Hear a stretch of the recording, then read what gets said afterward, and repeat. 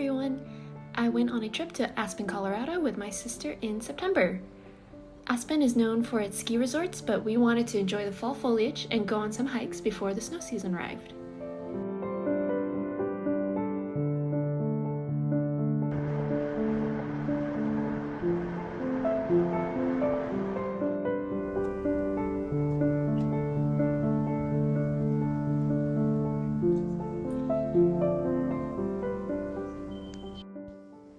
On our first day, we spent the entire morning in maroon bells. The mountains get their name from their bell-like shape and the beautiful maroon color that the rocks take on when the sunlight hits just right.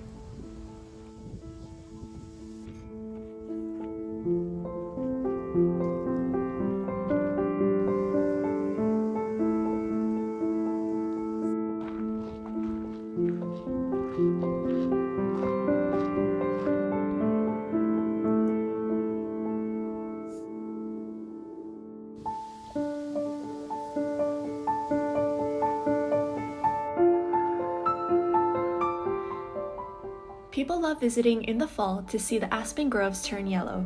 Neighboring aspen trees grow together to form one large organism connected through their extensive root systems, which is why the Colorado aspen trees are the largest living organisms in North America.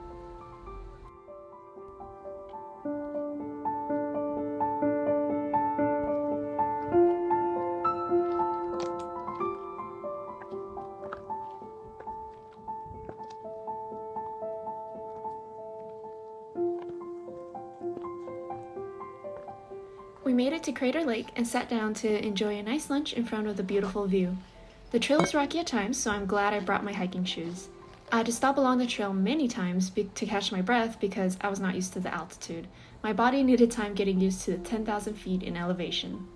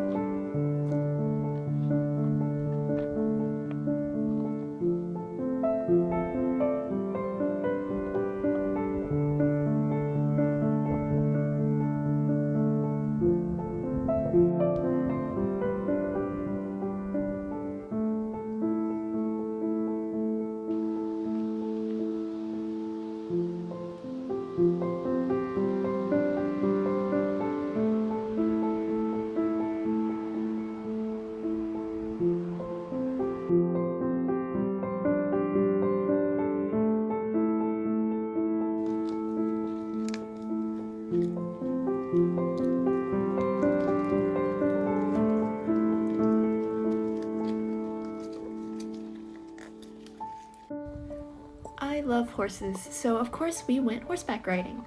While passing by a cow pasture, I asked our trail ride leader if sometimes cows escape out into the open, and she explained that Colorado has an open pasture policy, so cows are free range, and the fences are there to keep cows out rather than in.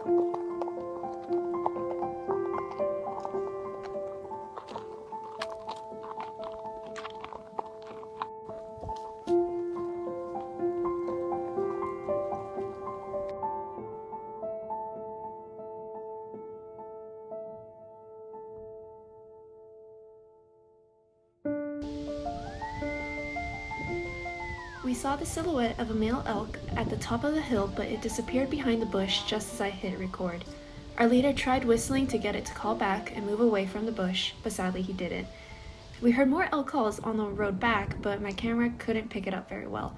But it was my first time hearing an elk call in person, and it was an amazing experience hearing it for myself.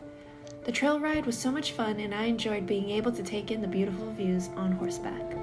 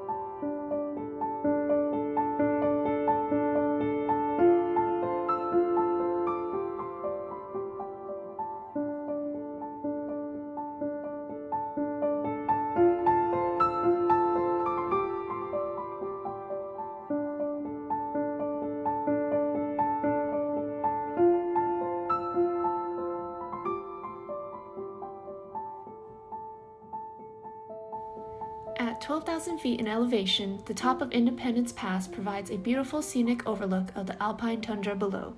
We only stayed for a couple minutes to take in the view before we had to run back into our car because our ears were freezing from the cold winds.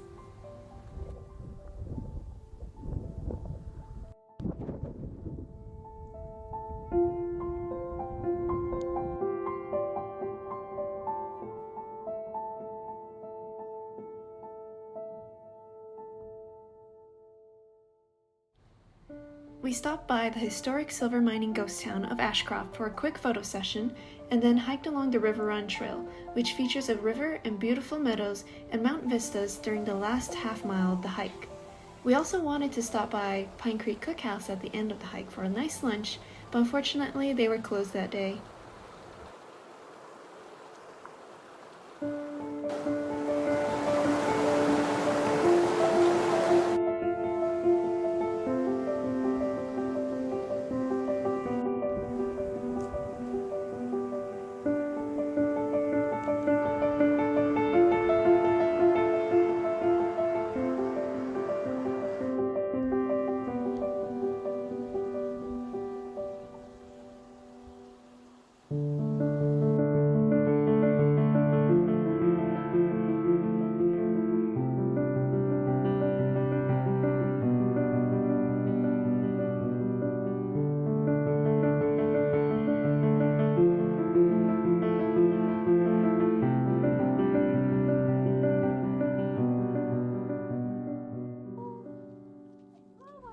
On our last day, we booked an alpaca encounter where we got to feed and interact with alpacas up close at a ranch. The host was amazing and had a lot to tell of how he came to own alpacas and told us all about how to care for them. He told us that although they won't spit on people on purpose, they do spit at each other to determine pecking order, and we might get caught in the crossfire. Alpaca wool does not smell and does not absorb smell easily, and it's really soft, making it great for clothing and blankets.